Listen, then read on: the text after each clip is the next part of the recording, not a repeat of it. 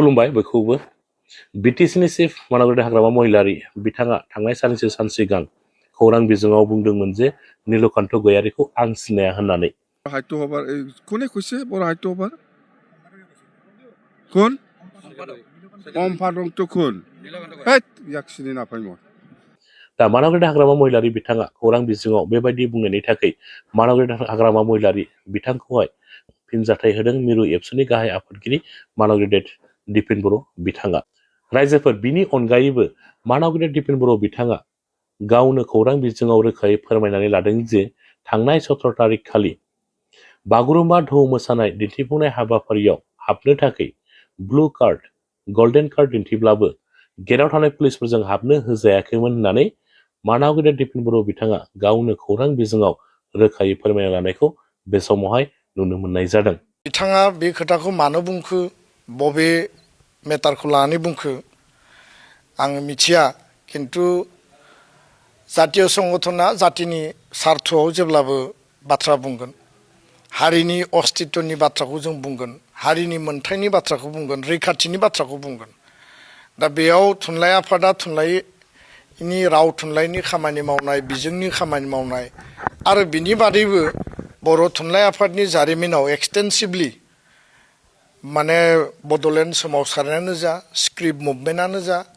उननि समाव जातिनि अस्तित्वनि क्राइसिसनि समाव थुनलाइ आफादनि जिखिनि आवथायाव बिथांमोननि एजेन्डानि माने बाहेरायावबो हारिनि स्वार्थनि थाखाय बिथांमोना हा हुनि रैखाथि जा एसटिनि मेटारानो जा बड'लेण्ड जि बर' एकर्ड माने बिनि इमप्लिमेन्टेसननि खोथायानो जा बर' मिडियामनि टिचार थिसननांगौ बा नोङो प्रभिन्सियेलाइज खालामनांगौ जोंनि रावनि 8 सिडुलनिफ्राय लानानै अफिसियेल लेंगुवेजनिफ्राय लानानै जिखिनि खोथायानो जा गासै बिथिंखौ लानानै बिथांमोना हाबा मावबोदों आरो दुलाराय बर' फरायसा आफादा बर' थुनलाइ आफादखौ जोङो मदद होबोदों। दा आङो नुदों जे हाग्रामा महिलारिया बेबायदि बुंनाया बे गिबि नङा सिगाङावबो आंखौ बुंदों आरो सोरखौबाबो बुंदों बे बिथांनि मोनसे सभाब होनना बुंनांगोन आरो बेखायनो आं खावलायो जे बेफोर खोथाखौ सासे मुरब्बी जानानै बेबायदि बुंनाया मोजां नङा आरो बिदि बुङोब्ला माहारियारि आफादनि आरो माहारियारि आफादनि दैदेनगिरिफोरनि सायाव मोनसे आघात मोनो आङो खावलायो जे बिथाङा मायबा इस्युखौ बर' थुनलाइ आफादा दिखांदों बा बर' थुनलाइ आफादनिफ्राय बुंनाय जादों बे इस्युनि सायाव सरकारा मा सान्दों मा खालामदों मा सिन्था खालामदों बेखौ लानानै बिथाङा रायलायनो लिंहरनो हायो सावरायनो हायो डिसकास खालामनो हायो डिसकास खालायोबा बिनि माबा मोनसे समाधान ओंखारगोन दा बेखायनो आं खावलायो बेफोरखौ जोङो जुदि आसि थुलायलायबाय थायोब्ला गाबोन उमुगा सोर बियो सोर बेयो मा आफाद होननानै सोंलायलायबाय थायोबा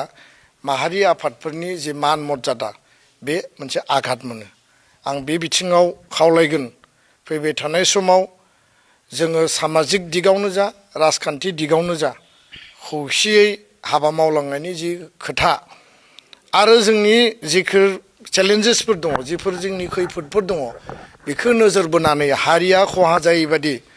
इन्टारनेल माखासे एजेन्डा लानानै सरकारा खामानि मावनांगौ आरो फैबाय थानाय समाव जोङो जोंनि डिफारेन्सेसफोरखौ गैया खालामनानै बोरैबा जोङो खौसेयै थांनाय समाव जिखौ एबसुआ नाजाबोदोंमोन थुनलाइ आफादा नाजाबोदोंमोन गुबुन गुबुन आफादा नाजाबोदोंमोन फैबाय थानाय समाव जों आरोबाव खौसे हाबा मावलांनो हायो नामा थांनाय समाव प्रमद बर'आ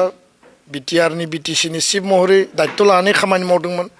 दा बिटिसिनि चिफ महरै हाग्रामा महिलारिया दायित्व लानानै खामानि मावदों आरो मुरब्बीनि गार्जेननि रेसपन्सिबिलिटिया जाहैबाय जे हारिनि इसिङारि बिथिंखौ मजबुत लाखिनानै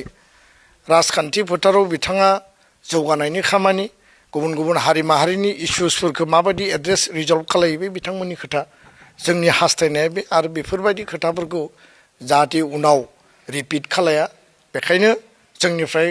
जों स्ट्रंलि खावलायबाय गोजोन्थों मिनिस्टारे आमार লগত আলোচনা কৰিছে আমাক ব্লু আৰু গোল্ডেন মানে এন্ট্ৰি কাৰ্ড যোনটো প্ৰৱেশ পত্ৰ তেওঁলোকে প্ৰদান কৰিছে আৰু সেইমতে সিদিনাখন মই উপস্থিত হৈছোঁ আমাৰ টীমে উপস্থিত হৈছে আৰু তাত দেখিবলৈ পালোঁ 24A 24B তাত যিসকল বিষয়া মানে পুলিচ বিষয়া আৰু প্ৰশাসনিক বিষয়া তাত নিয়োগ কৰিছে তেওঁলোকৰ এনেকুৱা এটা ব্যৱহাৰ যে তেওঁলোকে গোল্ডেন কাৰ্ডো একচেপ্ট কৰিব নিবিচাৰে, ব্লু কাৰ্ডো একচেপ্ট কৰিব নিবিচাৰে। আমি সুধিলোঁ যে যদি এইটো ইয়াত প্ৰযোজ্য নহয় তেতিয়াহ'লে আপোনালোকে দিলে কিয়? কিন্তু তেওঁলোকে কয় যে তাত জাগা নাই, আপোনালোকে সোমাব নোৱাৰিব, আপোনালোকক সোমাবলৈ দিয়া নাই।